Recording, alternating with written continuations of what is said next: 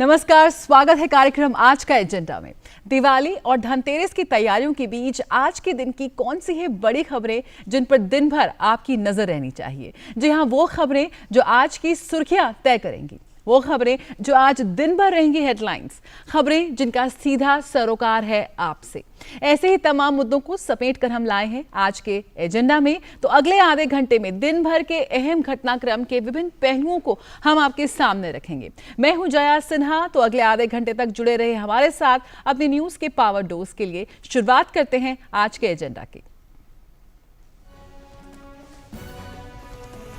प्रधानमंत्री नरेंद्र मोदी आज करेंगे 17वें आसियान भारत शिखर सम्मेलन की सह अध्यक्षता। सम्मेलन में आसियान भारत सामरिक साझेदारी की स्थिति की होगी समीक्षा। वहीं कनेक्टिविटी, समुद्री मामलों में सहयोग, व्यापार और शिक्षा समेत कई प्रमुख क्षेत्रों में हुई प्रगति पर भी होगी चर्चा। दिल्ली में प्रदूषण के बढ़ते स्तर से हाल बेहाल। प्रदूषण का सूचकांक आज 326 पर। गंभीर स्तर को देखते हुए आगामी सोमवार से रेड लाइट ऑन, गाड़ी ऑफ अभियान का दूसरा चरण होगा शुरू।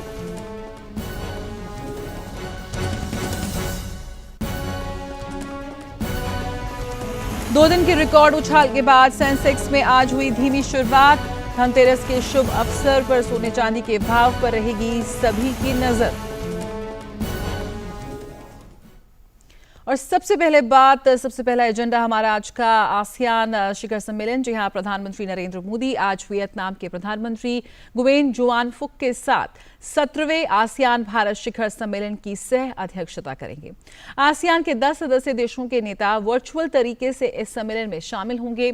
सम्मेलन में आसियान भारत सामरिक साझेदारी की स्थिति की समीक्षा की जाएगी। इसके अलावा कनेक्टिविटी, समुद्री मामलों में सहयोग, व्यापार और वाणिज्य, शिक्षा समेत कई प्रमुख क्षेत्रों में हुई प्रगति के बारे में चर्चा की जाएगी। संगठन के नेता आसियान और भारत के बीच सहयोग को और मजबूत करने के तौर तरीकों पर बातचीत करेंगे। इस संदर्भ में आसियान भारत कार्य योजना 2021-25 को पारित करने पर भी विचार किया जाएगा। सम्मेलन में कोविड-19 महामारी के बाद अर्थव्यवस्था में सुधार और क्षेत्रीय तथा अंतर्राष्ट्रीय जगत के घटनाक्रम पर भी चर्चा होगी। आसियान भारत शिखर सम्मेलन के माध्यम से भारत और आसियान देशों को सर्वोच्च स्तर पर विचार विमर्श का अवसर मिलेगा। भारत की एक्ट ईस्ट नीति से पता चलता है कि भारत आसियान देशों के साथ अपने संबंधों को कितना महत्व देता है। हमारे साथ इस वक्त सुधाकर दास जुड़ रहे हैं। सुधाकर दास से जानने की कोशिश करेंगे कौन से प्रमुख मुद्दे होंगे जिन पर चर्चा हो। लेकिन उससे पहले जान लेते हैं कि कितना महत्वपूर्ण है ये आसियान शिखर सम्मेलन, भारत आसियान संबंध कितने महत्वपूर्ण है, और जो ये बदलती वैश्विक स्थिति है इसको ध्यान में रखते हुए हम किस तरह से सुधाकर इसको देख सकते हैं। हम लगातार देख रहे हैं कि वैश्विक मंचों पर लगातार जो भारत की भागीदारी है वो बढ़ती नजर आ रही है। मौजूदगी प्रधानमंत्री नरेंद्र मोदी की लगातार बढ़ रही है। किस तरह से देख रहे हैं आप आज के इस वर्चुअल सम्मेलन को?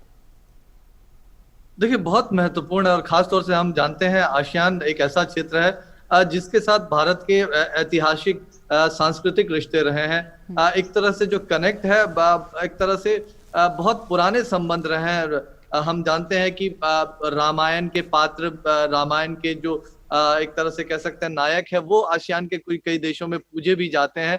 तो साथ ही साथ बुद्धिज्म का जो कनेक्ट है आसियान देशों के साथ, ये बहुत पुराना है। और एक तरह से भारत आसियान रिश्ते बहुत सदियों पुराने एक तरह से माने जा सकते हैं। और निश्चित तौर पर बीते 5-6 वर्षों में जिस तरह से भारत आसियान रिश्तों में प्रगति हुई है, और प्रधानमंत्री नरेंद्र मोदी खास तौर से इसको प्रमोट कर रहे हैं एक्ट ईस्ट नीति के जरिए।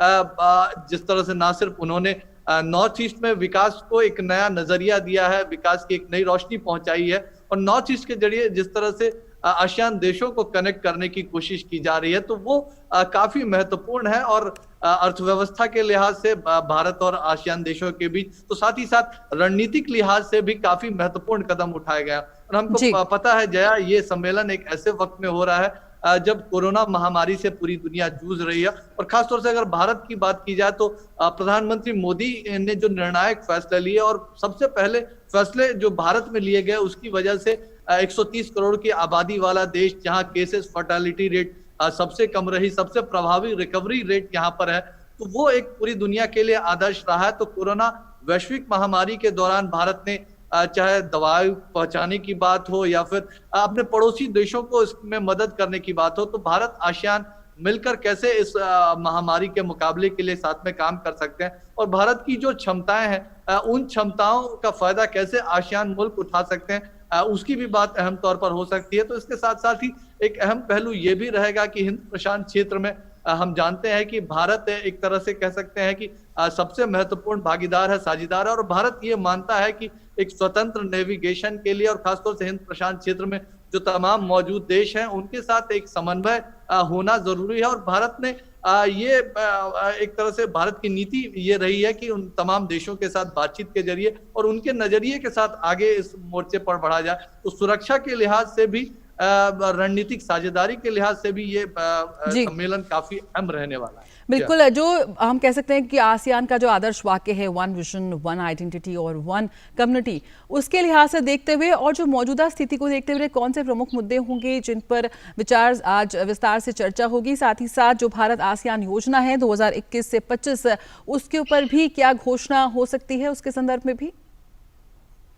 देखिए, एक बहुत महत्वपूर्ण लक्ष्य तो देखिए व्यापार को लेकर जो तय किया गया है उसमें एक तरह से स्पेसिफिक पॉइंट्स क्या हो सकते हैं और भी हम उसकी बात करेंगे। निश्चित तौर पर व्यापार एक ऐसा क्षेत्र है, काफी अहम प्रगति हुई है, तो उसको लेकर और भी क्या कुछ करने की जरूरत है उसको उस बारे में बातचीत होगी। दूसरा महत्वपूर्ण पहलू इंफ्रास्ट्रक्चर, जो इंफ्रास्ट्रक्चर बन रहा है, जो एक कॉरिडोर नॉर्थ ईस्ट के जरिए आसियान मुल्कों तक पहुंचाया जा रहा है, उसको बहुत तेजी से आगे बढ़ाने की बात होगी। तो साथ ही साथ चाहे नेवी जो भारतीय नेवी है और आसियान देशों के अन्य मुल्कों के साथ साझा संबंध स्थापित करने पर उसके ऊपर बातचीत हो सकती है। इसके साथ साथ जो एक तरह से कह सकते हैं मल्टीलैटरल फोरम है दुनिया भर के, उसमें भारत और आसियान मिलकर कैसे साथ मिलकर काम कर सकते हैं, चाहे संयुक्त राष्ट्र संघ की बात हो, विश्व बैंक जैसे तमाम बड़े मंचों की बात हो, तो उसमें कैसे भारत और आसियान मिलकर काम कर सकते हैं उसकी बात हो सकती है। तो इस लिहाज से देखें तो जो संबंधों के तमाम आयाम है उस पर चर्चा होगी और प्रधानमंत्री मोदी का इस बारे में स्पष्ट नजरिया रहा है कि स्पेसिफिक टारगेट्स इसको लेकर रखे जाए। बातचीत तो लगातार होती रहती है, लेकिन कुछ स्पेसिफिक टारगेट्स रखे बिल्कुल सुधाकर, जिस तरह से हमने एससीओ में देखा कि प्रधानमंत्री ने काफी पावरफुल एक हम कह सकते हैं उनका संबोधन रहा, क्या कुछ उम्मीद की जा सकती है कि आज एक बार फिर प्रधानमंत्री किस तरह का एक मंत्र दे सकते हैं वैश्विक मंच पर? बिल्कुल, देखिए एससीओ समिट में प्रधानमंत्री ने एक बहुत महत्वपूर्ण बात कही थी कि एक कनेक्टिविटी को लेकर भारत भी हमेशा एक तरह से कनेक्टिविटी को आगे बढ़ाने में बहुत काम करता रहा है, लेकिन उसके साथ ही ये भी ध्यान रखा जाना जरूरी है कि विभिन्न देशों की जो संप्रभुता है उसका ध्यान रखा जाए कनेक्टिविटी के प्रोजेक्ट को आगे बढ़ाने में। और आसियान देशों की भी अगर बात की जाए तो हम जानते हैं कि चीन के कंटेक्स्ट में अगर उसको देखा जाए तो कई आसियान मुल्क परेशान भी है चीन का जो रवैया रहा है खासतौर से आसियान मुल्कों के साथ। तो उस लिहाज से जो साउथ चाइना सी हो या हिंद प्रशांत क्षेत्र हो, तो वहाँ एक स्वतंत्र नेविगेशन जो व्यापार को या फिर जो तमाम चीजों को अनुमति मिल सके, तो उसके लिए किस तरह से एक साझेदारी की जा सकती है, तो उस बारे में अहम चर्चा, जरूर रणनीतिक चर्चा भारत और आसियान के बीच हो सकती है। बिल्कुल, बहुत बहुत शुक्रिया सुधाकर इस जानकारी के साथ जुड़ने के लिए। तो प्रधानमंत्री आज वियतनाम के प्रधानमंत्री के साथ आसियान इंडिया वर्चुअल समिट की संयुक्त रूप से अध्यक्षता करेंगे और इस बारे में हम आपको लगातार अपडेट देते रहेंगे। लेकिन आइए अब अगले एजेंडे की ओर रुख करते हैं और ये खबर सीधे आपकी सेहत से जुड़ी हुई है। जी हाँ, दिल्ली में प्रदूषण से हाल बुरा है। धुंध की चादर ने राजधानी को अपनी जकड़ में रखा हुआ है और पृथ्वी विज्ञान मंत्रालय की वायु गुणवत्ता मानक सफर के मुताबिक दिल्ली का प्रदूषण सूचकांक 326 है। वहीं शुक्रवार के लिए प्रदूषण सूचकांक 314 अनुमानित है। दिल्ली के सीमावर्ती राज्यों में कड़ाई के बावजूद भी पराली जलाने की घटनाएं सामने आ रही हैं। गौरतलब है कि मंगलवार को दिल्ली दुनिया की सबसे अधिक प्रदूषित शहर बन गई।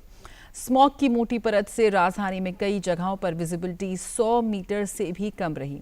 दुनिया भर के शहरों की एयर क्वालिटी इंडेक्स आधारित रैंकिंग करने वाली IQAIR के अनुसार मंगलवार को दिल्ली दुनिया का सबसे प्रदूषित शहर रहा। दूसरे नंबर पर चीन का चेंगडू, तीसरे नंबर पर पाकिस्तान का लाहौर रहा। इसके बाद मंगोलिया और पोलैंड के 2 शहर थे। वहीं 7वें नंबर पर मुंबई, 8वें पर बीजिंग, 9वें पर इटली का मिलान और 10वें नंबर पर इंडोनेशिया का जकार्ता रहा।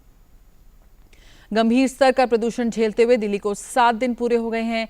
3 दिनों से राजधानी हेल्थ इमरजेंसी झेल रही है। प्रदूषण की स्थिति को देखते हुए आगामी सोमवार से रेड लाइट ऑन, गाड़ी ऑफ अभियान का दूसरा चरण शुरू होगा, जो इस महीने के आखिर तक चलेगा। पहले चरण की तरह अभियान के दूसरे चरण में लोगों को जागरूक करने के लिए 11 जिलों की 100 अलग अलग चौराहों पर 2500 मार्शल नियुक्त किए जाएंगे। दिल्ली के 2000 एकड़ क्षेत्र में बायोडिकम्पोजर के छिड़काव के असर को जानने के लिए गठित कमेटी भी अपनी रिपोर्ट आज सौंपेगी। हमारे साथ जुड़ रहे हैं चंद्रशेखर इस वक्त और जानकारी के लिए। पिछले 5 सालों में साल नवंबर में दिल्ली का जो प्रदूषण है वो अधिकतम हो चुका है। चंद्रशेखर, रिकॉर्ड हम बना रहे हैं वैश्विक मानचित्र पे, जो कि बिल्कुल भी अच्छा वाला रिकॉर्ड नहीं है और वाकई सांस दम घोटू इस वक्त राजधानी दिल्ली की हवा हो चुकी है। आप भी इस वक्त बाहर ही मौजूद हैं, तो किस तरह से इस वक्त आप अनुभव कर पा रहे हैं प्रदूषण के स्तर को? जी हाँ, बिल्कुल। और लगातार ये जो पराली की घटनाएं हैं वो लगातार बढ़ती जा रही हैं और जिसके कारण जो है दिल्ली का जो वायु स्तर है वो लगातार गिरता चला जा रहा है। अभी भी आप देख सकते हैं कि रेस्पिरेटरी कंडीशन इसमें सबसे ज्यादा खराब होती है, क्योंकि सीवर कंडीशन में इस समय दिल्ली है और आज स्थिति है वो भी बहुत बेहद खराब लग रही है। विजिबिलिटी फैक्टर है वो भी कल तक देखा जा रहा था कि 100 मीटर के आसपास है और ये लगातार जो है ये बढ़ता चला जाएगा जिस तरीके से पराली की घटनाएं जिस तरीके से बढ़ रही हैं और उसका जो इम्पैक्ट है वो लगातार दिल्ली पर देखने को मिल रहा है। इसके लिए तमाम तरह की जो एहतियात है वो लगातार किए जा रहे हैं। स्वयं जो केंद्रीय पर्यावरण मंत्रालय है वो इसकी मॉनिटरिंग कर रहा है, वो उसको देख रहा है और तमाम इंतजाम इसके लिए भी किए गए हैं। लेकिन सबसे बड़ी समस्या ये है कि कोविड का दौर चल रहा है और इस समय रेस्पिरेटरी कंडीशन में सबसे ज्यादा कोविड जो है वो इफेक्ट करता है और ये जो रिसीवर कंडीशन दिल्ली के वायु गुणवत्ता में बनी हुई है ये इसमें मददगार साबित हो सकती है। तो इसीलिए जरूरत इस बात की है कि ये जो प्रिकॉशंस लिए जाने की बात हो रही है और जो कहा जा रहा है लोगों से कि जितनी कम जरूरत हो तभी हम घर से बाहर निकले और जितनी भी कोशिश हो, जितने भी प्रिकॉशंस वो ले सकते हैं वो लें, क्योंकि अभी वाकई में जो हालात हैं वो बेहद नासाज हैं। और जिस तरीके से आपने बात की, दूसरा ने जिस तरीके से बायोडिकम्पोस्टर का इजाद किया था, उससे पहले भी कई सारे जो एंटरप्रेन्योर्स हैं वो इस प्रकार की चीजें कर रहे हैं ताकि जो पराली है उसको जलाने की नौबत ना आए और सरकार भी अपने तरफ से इसमें प्रयास कर रही है। तो वाकई में देखा जा रहा है कि जिस तरीके से जो वायु गुणवत्ता है उसमें लगातार गिरावट देखी जा रही है, लेकिन कोशिश यही है कि इसके अलावा प्रिकॉशंस हमें खुद ही लेने पड़ेंगे। जिस तरीके से ये प्रिकॉशंस लेने की बात है, क्योंकि दिवाली आने के बाद ये कंडीशन और ज्यादा बढ़ जाती है। बिल्कुल चंद्रशेखर, जिस तरह से एनजीटी ने कड़ा संदेश दिया है, आदेश दिया है इस प्रदूषण को कंट्रोल करने के लिए, उसका असर कहीं दिखता नजर नहीं आ रहा। हम लोगों ने अपना त्योहार बनाने का तरीका बदल दिया है, यहाँ पर पटाखे हम नहीं जला पाएंगे इस दिवाली में। किस तरह से देख रहे हैं कि जो तमाम तरह की कोशिशें की जा रही हैं उनका असर नहीं नजर आ रहा है?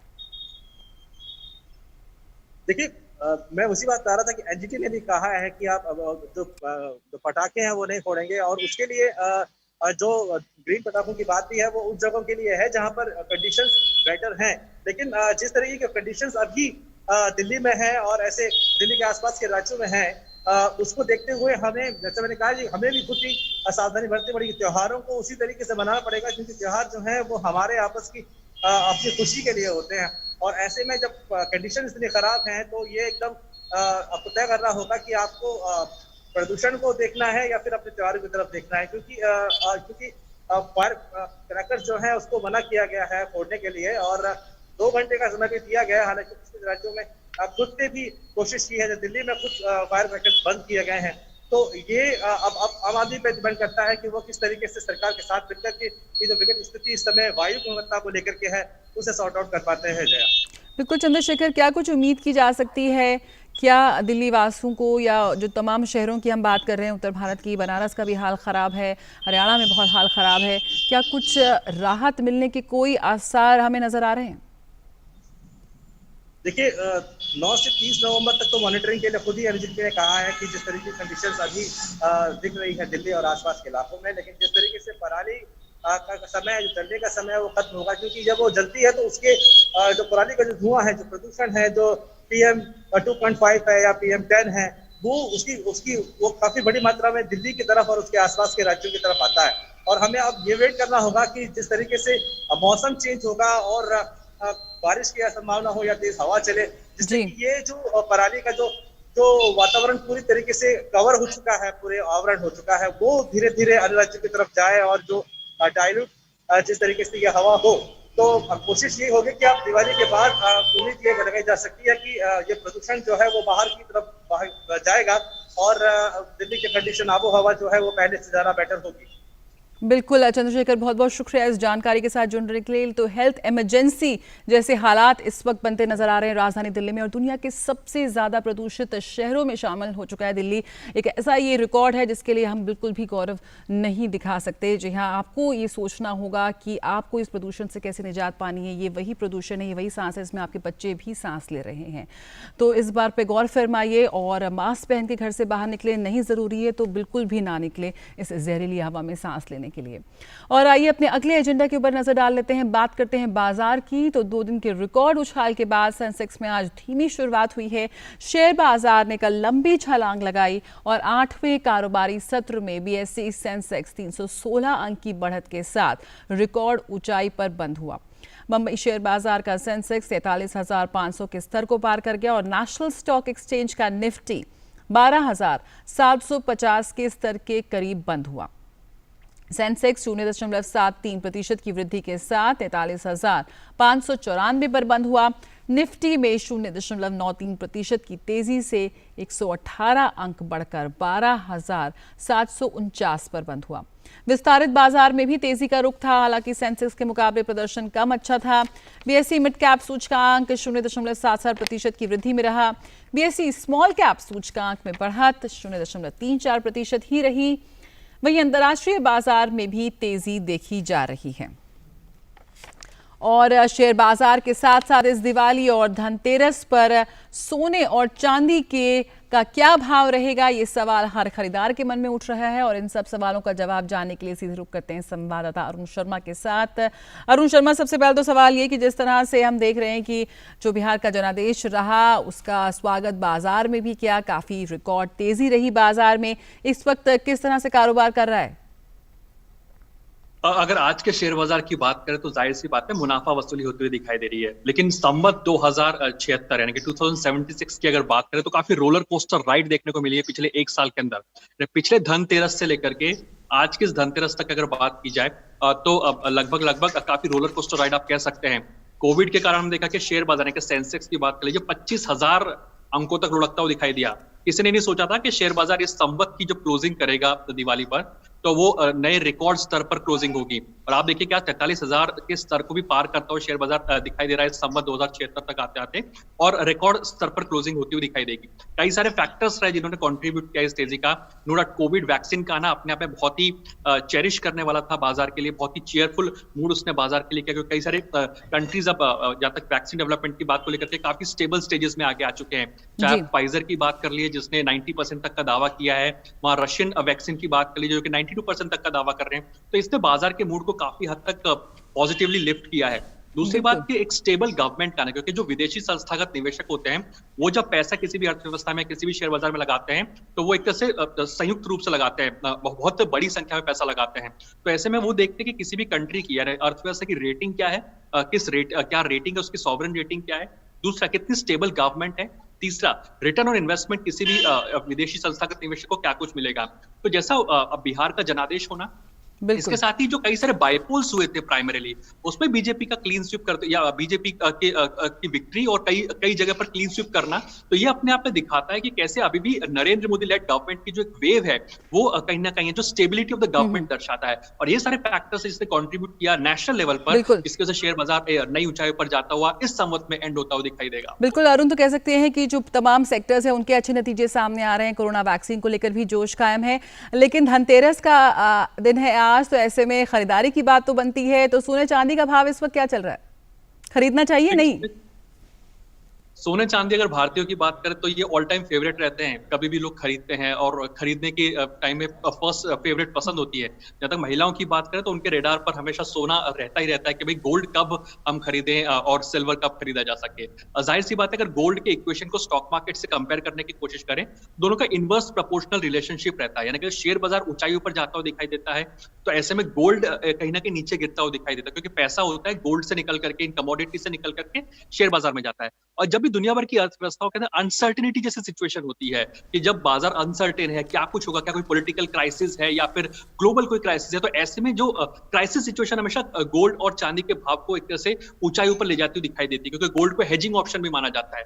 अब चूंकि अनसर्टेनिटी के बादल कहीं ना कहीं छटते हुए दिखाई दे रहे हैं, आप चाहे यूएस इलेक्शंस की बात कर लीजिए, जो एक साल से लोग ये सोच रहे थे कि आखिर नई लीडरशिप किसके पास में होगी, क्या डोनाल्ड ट्रंप होंगे या फिर कोई नया व्यक्ति होगा जो कि लीड करता हुआ दिखाई देगा। तो जो बाइडेन का ना अपने आप में दिखा था कि पॉलिसीज काफी हद तक स्टेबल होती हुई दिखाई देंगी, कहीं ना कहीं कोई किसी भी तरह के क्राइसिस पॉलिटिकली दिखाई नहीं दे रहे किसी भी कंट्री की अगर बात की जाए। तो ऐसे में गोल्ड कहीं ना कहीं रेंज बाउंड इस समय पर दिखाई दे रहा है। 50,000 का एक स्तर, जाहिर सी बात है गोल्ड उसके इर्द गिर्द ही कारोबार कर रहा है, लेकिन एक वोलेटाइल और एक रेंज बाउंड सिचुएशन में दिखाई देगा।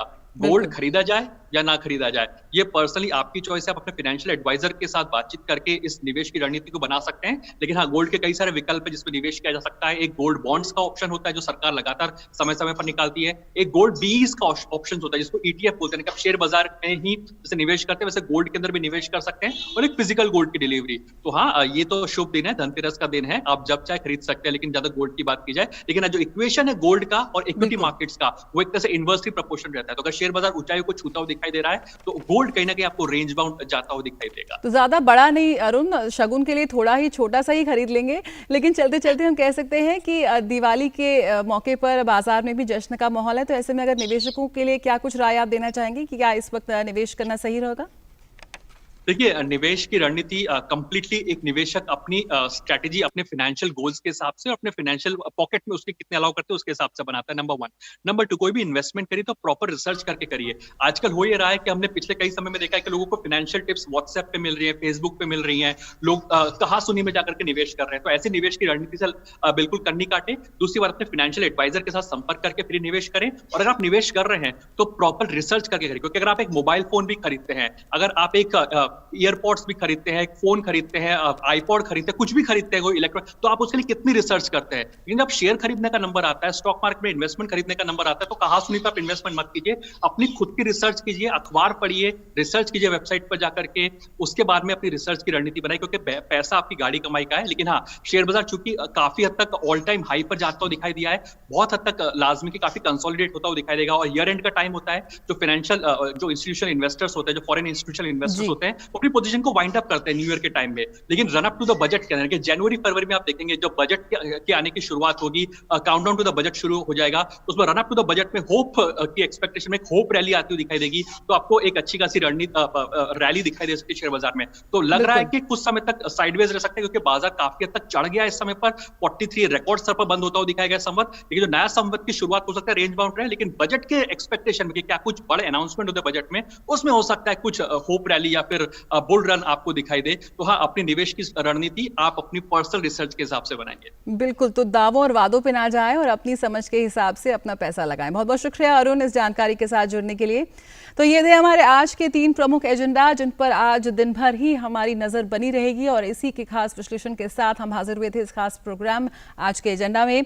जाते जाते आपको ये भी बता दें कि जिस तरह से लगातार हम कोरोना के खिलाफ हम जंग अपनी जारी रखे हुए हैं, तो वहीं इस वक्त राजधानी दिल्ली में क्या प्रदूषण का स्तर है उस पर भी हमने चर्चा करी।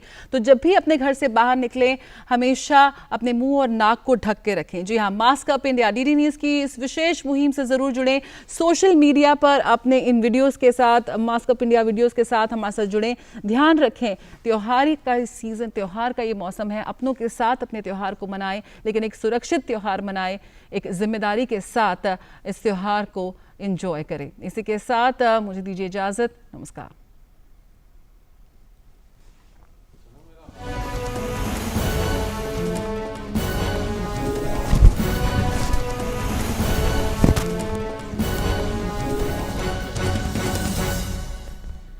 तुम उसके